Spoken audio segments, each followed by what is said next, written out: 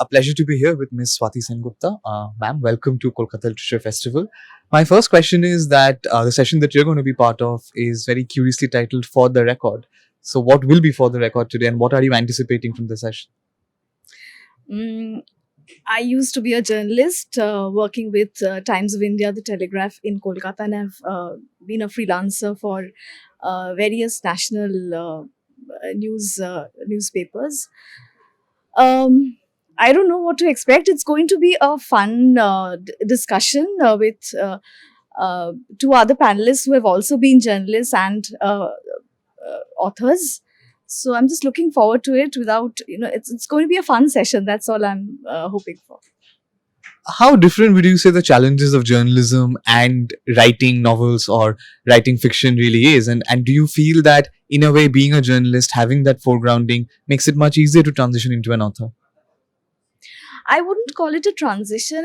It's an extension actually. I do the same kind of work that I used to do. So I listen to when I'm writing non-fiction, I write fiction and non-fiction. So when I'm writing non-fiction, it's about talking to people, hearing their stories, and writing them down with a lot of research and checking facts, figures. So I wouldn't really say it's a transition. I'm doing the same work. I'm just writing. That's how I look at it.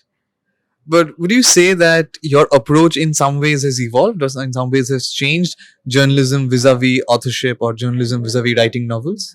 Actually, I'm able to focus on something for a longer period of time. When as a journalist, when you are doing a beat, you're going somewhere, you are covering an incident, you just have to come back, and within a very short period of time you have to really do a very good copy within a very short period of time. The word count is limited, the space is limited, while working as on a book, if it is a non-fiction, then you get a lot more time, and your canvas is bigger, and you're able to also you're able to do what you want. I think that freedom is there. I enjoy doing both. I mean, even if I write for a newspaper, a story, a piece, I still enjoy it as much as I enjoy writing books. You recently have got a series of Sterling biographies, four Sterling biographies, which are aimed at young readers. So tell us a bit about that and tell us about the personalities that shine through from these biographies. So it's for young readers. It's non-fiction series on Jhalkari Bai, on Birsa Munda, Milkha Singh, and Savitri Bai Phule. So I would like to say just one little thing, that while as students of history, when we studied history, or when my child studies history, most of the things that we read are about kings and battles. Okay, so very little space is given to the lives of ordinary people, the lives of Dalits, Adivasis, women, and also somewhere there has been a mainstreaming and marginalized. The history of some people have been erased. So it's mainstream history, and I wanted to bring the lives of me along with my publishers. The whole idea evolved after a lot of discussion, and we selected these four names. So if I were to talk about Jhalkari Bai, her history is has been erased. Historians will tell you that there is no archival record on Jhalkari Bai. Okay, but her stories exist. If you go to the melas of Bhojla, where she was born in Jhansi, she is very much alive in the songs, and in the last, say, 30 to 40 years, there were lot of publications, these pamphlets and booklets, which contain the story of Jhalkari Bai, which have been written in Hindi, not by trained historians. So in this method, through these books, the Dalits are trying to say that we are in control of our history, and we are in charge, and they are retelling the history which their heroes, the Dalit heroes have been erased from the so-called mainstream history. So the Jhalkari Bai book, I think, is very special because of that. Also, when we are telling the history of a particular period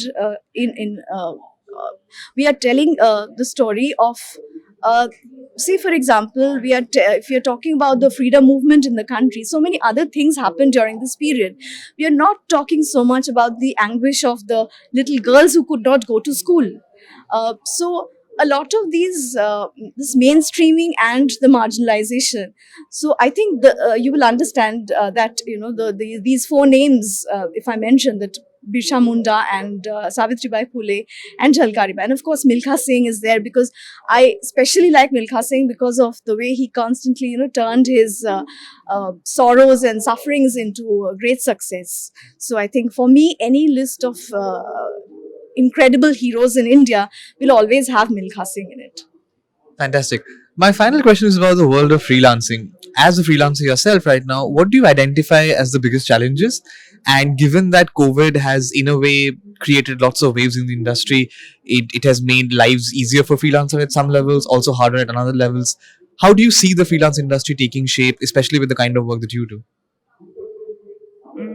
That's a very difficult question. I wouldn't be able to answer that very easily. It's always been a challenge, and it is still a challenge. To work all the time, to get uh, have a good source of income, and it's always been a challenge. And I would say for many freelancers to actually find constant work, and that is still a challenge. COVID, in a way, has made things slightly easier because earlier people would still, they wanted you to be in that particular city. Otherwise, they wouldn't give you work if you're not. But for even if not for me, like I faced it initially when I quit my full-time job. I was working with Times of India. I quit my full-time job in 2012. So initial years I found it difficult, but I was working. I was contributing to Scroll, and I wrote for Caravan, and so it was difficult. But you just had to find constant work. So that is a challenge. But in a way, COVID, as I said, it's made things probably slightly easier because people no longer think it's sort of. They still give you work if you even if you're working in some other city. So I hope Any sort that of answers your question. no, no, it does, it does. Any words of advice to freelancers who are maybe just coming into the industry and don't really have much of a clue as to how to go forward? uh, be patient, work hard, and it will definitely work. I think that is what I would like to say. Wonderful. Thank you so much, ma'am. Have a great time at KLF.